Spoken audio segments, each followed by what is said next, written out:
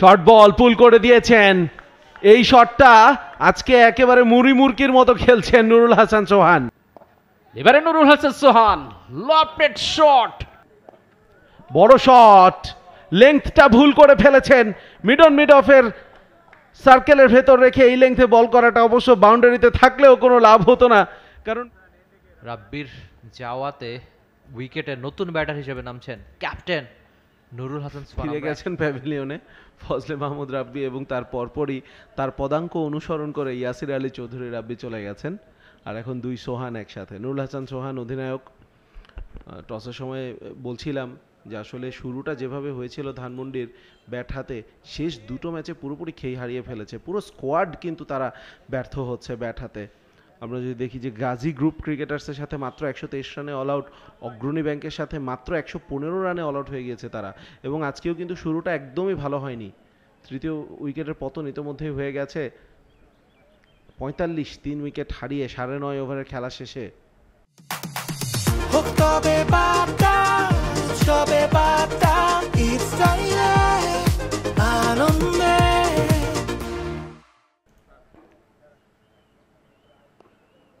একটা স্লিপ রেখেছেন।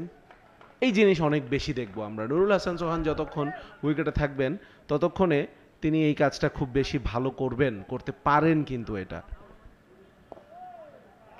একটুখানি শর্ট অফ লেংথ ছিল, ওঠেনি বলটা, তবে যথেষ্ট সুযোগ পেয়েছেন সোহান,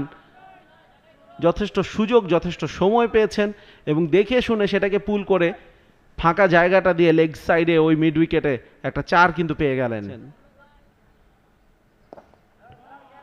পুল করে দিয়েছেন নুরুল হাসান সোহান। 4টা রান কি পেয়ে যাবেন নাকি? হ্যাঁ, 4টা রান পেয়েছেন। ওখানে প্লেসমেন্টটা বেশ ভালো হয়েছে। ওই দারুণ এক্সিলেন্ট পুল শট, একটু শর্ট অফ লেন্থে ডেলিভারি, ছক্কা। সোহানের ব্যাট থেকে ছক্কার মার। দুর্দান্ত লেংথটা পিক করেছেন। সহজ একটা বল ছিল সোহানের জন্য। গত 2-3 বছর ধরে সোহানের শর্ট বল পুল করে দিয়েছেন।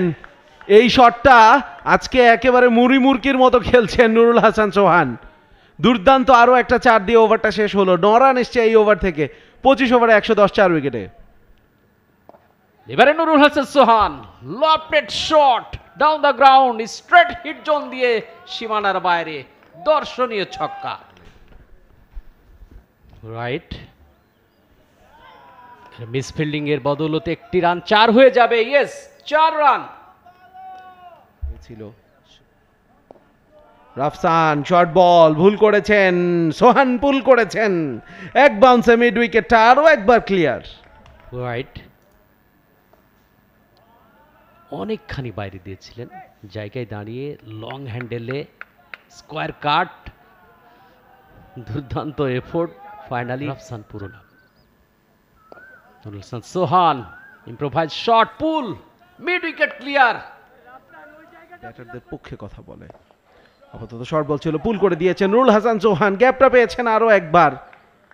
ওই মিড উইকেটের দিকে বারংবার তিনি কিন্তু বাউন্ডারি আদায় করে নিচ্ছেন। আর পূর্বে থেকে চমৎকার দেখার মতো ফ্লিক শট, ওয়ান বাউন্সে over the rope, 4 run. Playing with the field.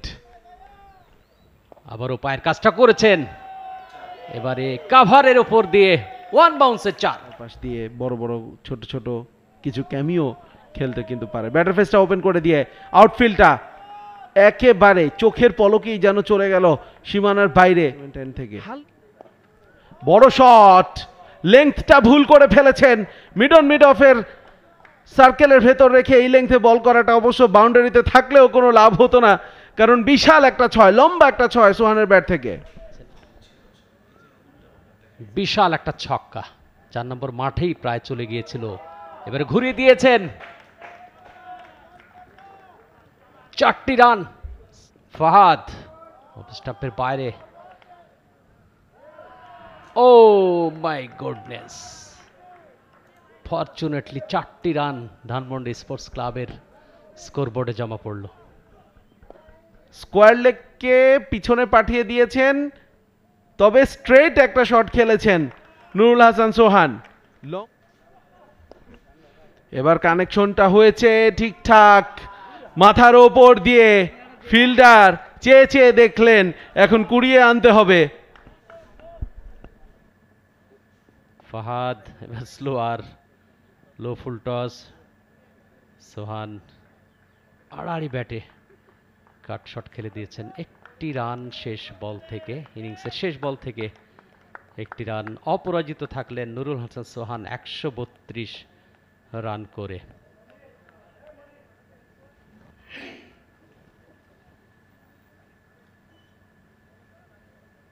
পঞ্চাশ ওভার শেষে 277, 9 উইকেটে Dhanmondi sports club. For more updates, subscribe to our YouTube channel and click on the bell icon. Follow us on Facebook and Instagram. Download T-Sports app to enjoy exciting games and highlights. Visit tsports.com.